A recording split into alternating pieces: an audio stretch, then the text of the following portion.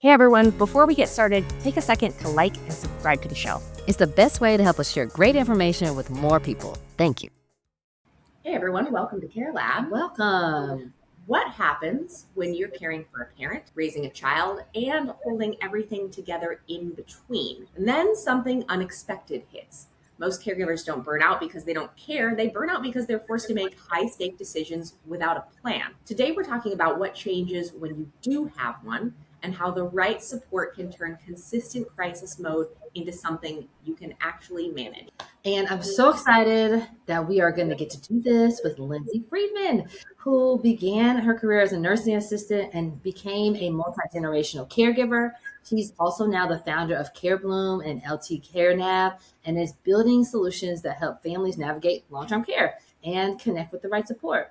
So Lindsay, thanks for being here. Thank you guys so much for having me. Would you start off just by telling us a little bit about your background and a little bit about your caregiver journey? Yeah, so I started off, I was right out of high school. I went into working in memory care. I'd always had this passion for it. And obviously, I had no idea what I was getting into, but I truly loved it. I stayed there for several years. And then having gone through hospice, working in assisted living, and I was really passionate. And I actually thought I was going to be a nurse. I did this while I was in business school. And I thought I was going to be a nurse, but being a little squeamish, turned out that was not the path for me. So I actually stayed working as a volunteer at hospice and then kind of started on a career path and had a career in between. And then when my grandma started to get sick, I was the perfect fit to take care of her because I had that experience. And I thought I was like all ready for this. I was like gung ho. I know exactly what I'm doing. And I walked into it and I went, oh, this is not the same as being a professional caregiver. There is so much more that goes into this, into family caregiving. It is so much more dynamic. There's so many more moving pieces. And my experience with my grandma is what led me to create CareBloom. And then as the years have gone on, my parents have aged, and I also have a chronically ill daughter. So I've taken kind of every aspect of caregiving and have seen it from different points of view. So I really kind of have, I feel like, a really good breadth of what we experience in this field. So I'm so glad you gave us a high level overview of all the different care points. And I want to dig into this interesting part you said about how even though you're a trained caregiver professionally, you walked into your first caregiving situation, a family situation, and felt unprepared. And so what things can you pick out that you felt like were much different doing it for your grandmother than it was doing it for patients and clients? So I think when you are doing it for family, you are navigating not just the ADLs. You are not just trying to understand what it's like to give a shower or toilet or what that daily care looks like. You're now trying to understand the legal pieces that go into this, the financial pieces. You are managing the doctor's appointments, the health, if you have other people helping you. You've almost become like a little CEO of what it takes to run this organization of care for your loved ones. And what I found, and it could just because my experience, that the actual physical care became the least tedious of the whole process. And I think that was something I wasn't prepared for. And I think that's what most families aren't prepared for, is how many moving pieces and parts they're going to be managing as they start to take this over. Yeah, I think that's a really great point that so often maybe we're concerned about, again, like you said, those physical aspects of the care, which I have to say, you were actually uniquely qualified to do it, though. I'm going to digress just a little bit here, and then we'll get back to the whole point of the conversation. But I just want to say thank you for working as a nursing assistant, because nursing assistants are often like the unsung heroes of the care world and of healthcare in general. It's a very hard job. The pay is not great. And these folks are the backbone of how things get done. And there's often not enough support for them. So thank you for doing that very hard job. And shout out to you and to all of the nursing assistants out there that are doing this really, really important work and whose hearts are dedicated to this work, because nothing could happen without you. Okay, now I'll get back to the conversation. I love that you did that though, because it truly is like these people deserve so much kudos and respect, and we have to value them more. So I love that you just did that shout out. Okay, so my question is, when you first began to realize that, okay, it's not actually the physical parts, it's all of these other moving parts that I'm having to manage that are becoming overwhelming. And you began to realize there wasn't a good system in place for that. How did you start to develop the idea for developing the resources that you now have for caregivers? How did you This is start along that path? Yeah, this is actually really interesting is that I knew all of the struggles, and that is even through all of that, I didn't have a good solution. That's why Care Bloom kind of came first. And I wasn't sure if like I was the only one having these hard times. I was a little younger taking this role, which I see we're seeing a lot of younger family caregivers now.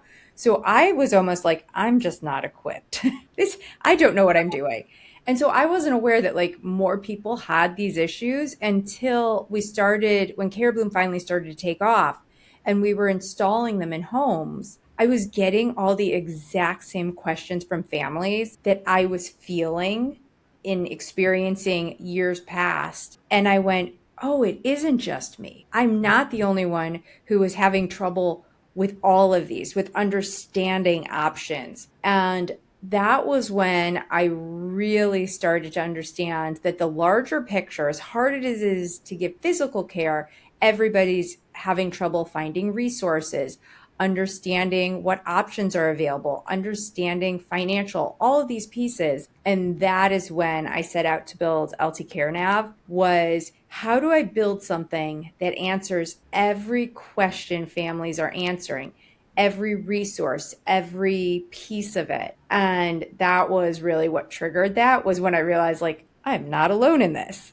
Did you, so put us on a timeline a little bit. So you took care of your grandmother, Yes. also your daughter, and also your parents. And so is that like all happening at the same time? Is it like you started with your grandma and then things kind of evolved over time? And the reason I'm asking that is to understand like how you felt at each care stage. Did you feel more equipped because you did it with your grandma, or did you have different challenges because their situation was different? That's a good Every question. every situation is different, and no, I'm not any more qualified today than I feel like that's it. It could just be self doubt, but I feel like I have plans in place now, and I have that kind of great understanding. But every person you're going to care for is going to give you your unique challenges, your things you're going to learn to navigate. And my grandma had passed in January of 2017. So that'll give you, it's been almost, we're 9 years, over 9 years since that. So my parents have obviously aged in with that. And I also, my parents have multiple health issues, especially my mom. So that is challenging because my grandmother was already like in her 90s, and she had also, she was like acquiescing to care a little bit, right? She was okay with that. My mom, who's in her 70s now, is still fighting it. My mom had to stop driving about 8 years ago. So that was also why she was not the best caregiver for my grandma. She has MS. So my mom is still more fighting it, just given her age. And that creates a whole other dynamic. Like, how do you talk to your parents about things that I want to see her do, I want to help implement, and she's still like, no, this is not what we're going to do right now. And my daughter has been sick for about 7 years now. Yeah.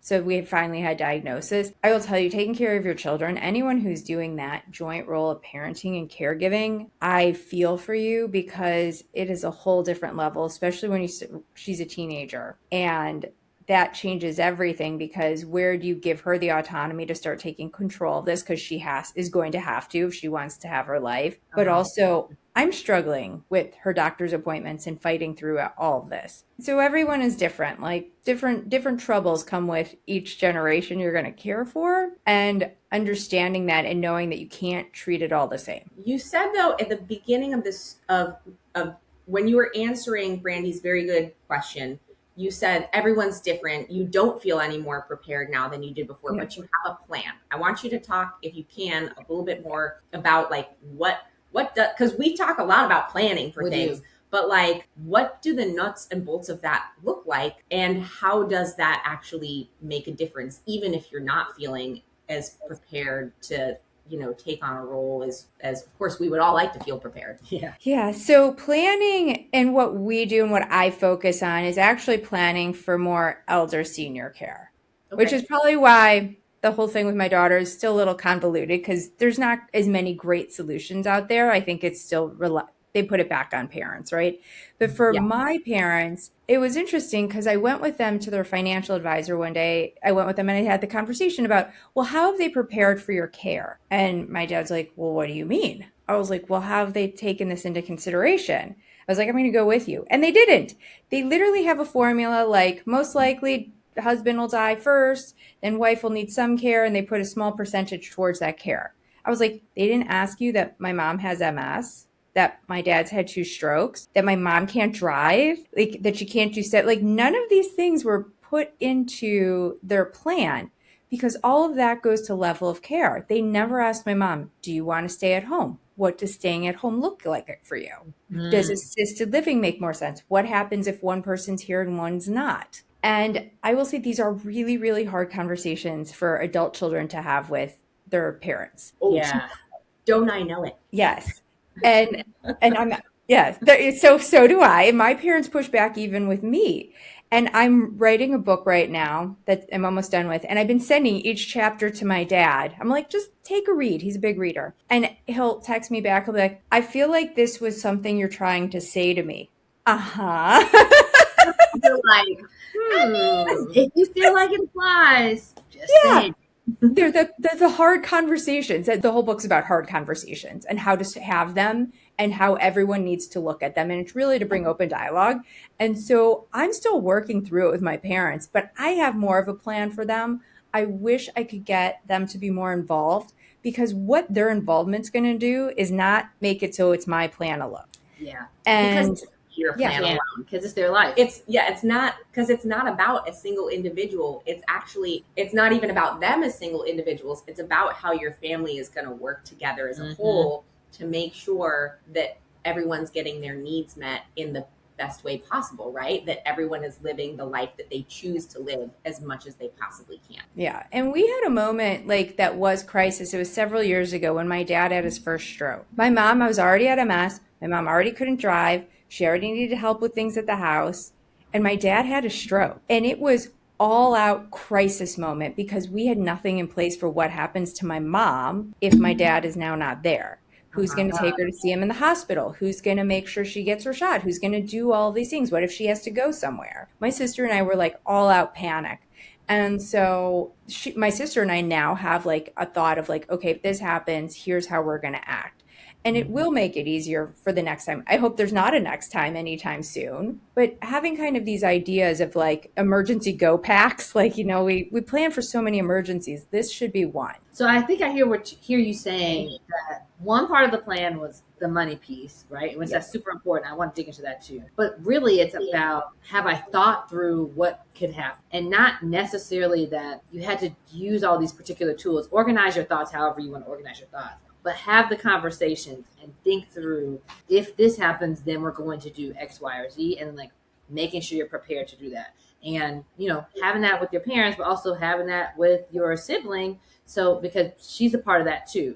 Would that be fair to say that like your planning was more about having the conversations and thinking through all the thought processes? Or is there something else that you haven't told us yet that you want to? No, so I think when it comes to these emergency situations of who's going to do what, having that in place is the conversation. And having that with siblings is a great first start. It's hard. Like my daughter's an only child and I feel for her because she's not going to have that kind of companionship, or sometimes sibling dynamics are uncomfortable.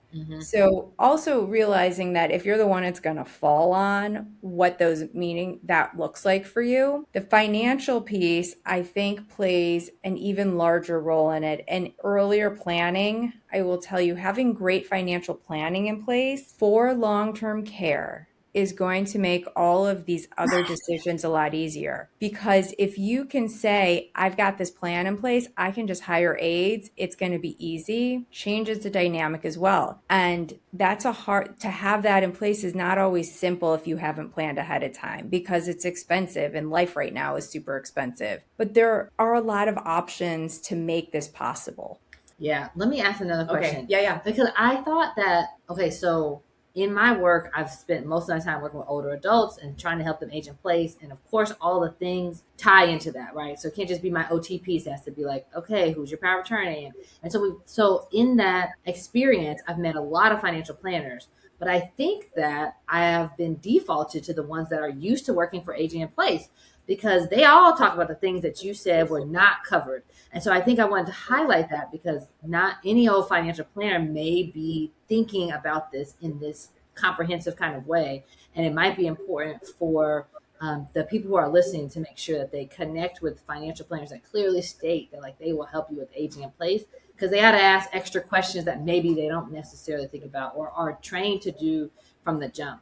I think I've just been spoiled that all the financial planners I've been around have been really intentional about that, but it's maybe not like the norm. Yeah. Mm-hmm. That is definitely not the norm. And I think most traditional financial planners underestimate what care is going to cost and what people are going to need, and that there are so many options. And I think the other thing financial planners don't really get into is that, there are great options with Medicaid. There's great ways to protect your assets and get there if that's part of it. Mm-hmm. And really exploring everything that's out there. So you might need a team of people, but that's one of the things we try to do at LT Care Nav is we try to take your personal situation and tell you what options might work for you and point you in a direction of who can help, because the situation you're in and the options you have are really dependent on where you live, when you're planning, and how far in advance. So, and even your physical condition, like what is this going to look like? We help you to predict what your care is going to look like as well, and to get all of the pieces in place. So I have a question for you, and I don't know if this is a hard question or not. You tell me. Okay. So there is, I think, a difference between making a plan when you are in the same location or like in close proximity, I should say, to the folks that you are planning to be in a caregiving relationship with, right? Versus when you're going to be in a caregiving relationship with someone who lives far away from you, which I think is for many Americans is, we're sort of, our families are scattered all around, right? Yeah. So is there a way that you educate people to think differently about those types of remote care situations, or a different way that those conversations have to happen? Because, obviously sometimes people say, well, it would be great if mom or dad could live near me and then I could do X, Y, and Z. But mom and dad don't always want to leave their home or their community, which is completely understandable at the same time. So there's a whole other dynamic in place, because if you don't live close, you're not going to be, you're not going to be the one who's going to run when there's an emergency. So what you really want to start thinking about is who's going to do that? Who in my parents' realm of friends or neighbors, who can I rely on in that case? And sometimes the answer is no one.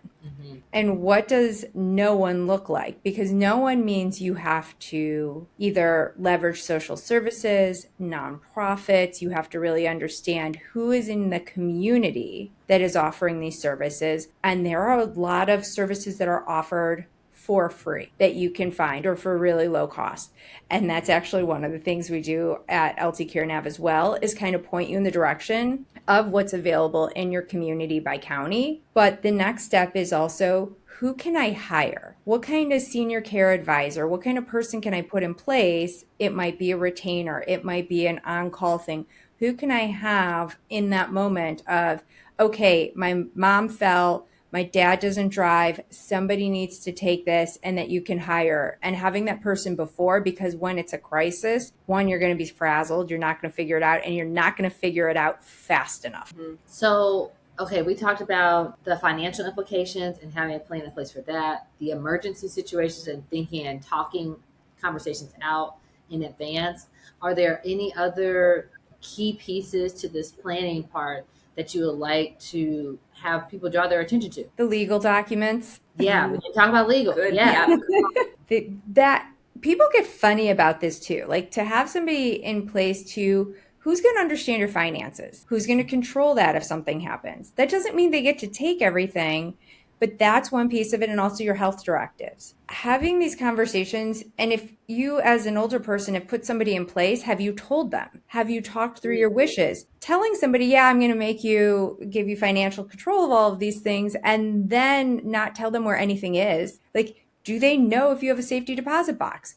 Do they know where these documents are? Do they know where your checkbook is? Do they know how you do things? So when you choose the people who are going to help you in these legal situations, making sure they're clear on your wishes, understand what's going on, and are able to jump in, because these only go into effect when there's an emergency. So making sure those happen as well, because that there are a lot of families, things fall through the cracks when these pieces aren't in place.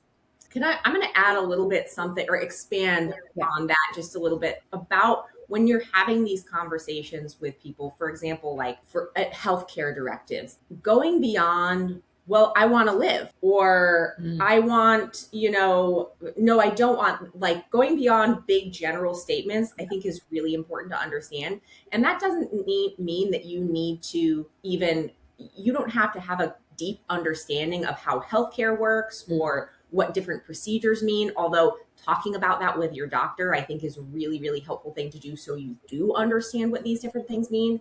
But having an in-depth and detailed conversation about what you believe makes a quality life and how you want to live, I think is incredibly important. Because a lot of times people say, well, I'm not ready to go, if don't pull the plug on me. And that can be the extent of the conversation. But what we really need to know is, what do you want your life to look like? What makes a life worth living to you? And knowing that there's not a right or wrong answer for that, it's just what the individual wants. But then in the case of an emergency, it allows the family to communicate better with the healthcare team, so that as they're asking questions about, well, what does this procedure mean? What could be the outcomes of this? You can gear it back towards, what did this person say meant a meaningful life to them? And that way, I think it can help to eliminate a lot of the really difficult family dynamics that can come along with making emergency medical care decisions. And not just talking about it, but really having it written out after everyone comes to an understanding and agreement, so that there's not things getting mixed up in confusion and emotions. When that crisis moment comes, it's all there, it's clear as day, and everyone can make sure that that person is going to end up with, as much as possible, the outcome that they wanted for the life that they wanted to live. Absolutely. Reminds me of a story. I took care of a man who was about 55 at the time. He had had a series of strokes, and his mother and sister were like, anything we can do to save him. He ended up being in a coma for a long time. He didn't have anything in place because he thought he was young enough, right? Mm-hmm. And he was a brilliant psychiatrist prior to all this. And when he woke up from the comas, I'm not a doctor, I don't know what happened. He was shaking uncontrollably. His speech was slurred. He couldn't stand up on his own. And I would go to shower him. I would go a few days a week to do kind of all of the stuff that his sister couldn't do. She had him at home. And he would say every single time, they should have let me go. That's hard. And I will tell you, it was awful. I felt so horrible for him. I had great conversations. He was a very kind man, but every single time it was, they should have let me go. And so these conversations don't even just have to be as we age. These can be with our spouse or our partner as we're younger, because younger meaning we're getting to the age, right, where things can happen even. and having those kind of things in place, because I agreed with him. I wouldn't have wanted to live the way he was living. Yeah. Mm-hmm. And these are personal choices. These aren't for our family to decide. Our family can't say, I just want you here. And that was what his mother did. But also without the direction of knowing how he would want to feel about it, right? And so not only does talk, like, I guess we should address the fact that this is uncomfortable to talk about. Yeah. And it can feel hard. However, when you do it intentionally in advance, it's a lot easier to deal with compared to that situation. For example, when we're in the heat of the moment, the thing has happened, we don't know what to do. Well, I want my person to be here, right? Or this is what I would want to make me feel better, even though that may or may not be what that person wants. So it's actually giving a gift to your family to be able to like have the things laid out and have the conversations so they know what to do. All they have to do is operate off of the plan that you created. And so I like to try to frame it that way so it doesn't feel like we're talking to you about the end of your life and this is the end, right? It's opposed to like, just like everything else in life, we're making a plan. We plan to go to college. We plan to get a job. We plan for having kids. Like, we should also plan what we want to see the end of our years looking like so that they can be as quality as possible, like, and live the way that you want to. And we did this together with my parents because I'm the oldest. And I talk about this all the time. So how hypocritical would it be for me to not like not have actually the deal covers. with it, Yeah, right? right. And so we're at a great place where we can talk about it and talk about how they feel about things. And I thought I knew a good amount, but when I pulled up an actual the forms themselves, it actually brought out it asked questions that I wouldn't have thought to ask if I was just like doing it myself. Like, I don't know how I would do it myself, but don't do it yourself. Like, pull up something that's already there. So you could it's just asking the question. It also helped it not be as personal, right? I wasn't asking. The form says, how do you feel about what happens after you're in a coma? Or how do you feel about life support? And like, I was just reading the questions and they were dealing with the answers that they wanted to have, right? And while it was still, not the easiest thing to do, it certainly went a little bit better because we had like a neutral party. The piece of paper was the neutral party to like actually make sure we hit all the bases and like talked about all the things and like dealt with it in an objective as much as possible way. And now that thing exists, right? And so we know how they feel about what they and what a weight off your shoulders. You don't have to worry about that. Yeah. Sometimes I think we go around like carrying this weight we don't even know we're carrying because we have these worries. We don't know what we're going to deal with. And we just kick it down the road. And having that plan in place, just knowing what a relief, right? The last thing any of us need is more stuff to worry about and more stress. Exactly.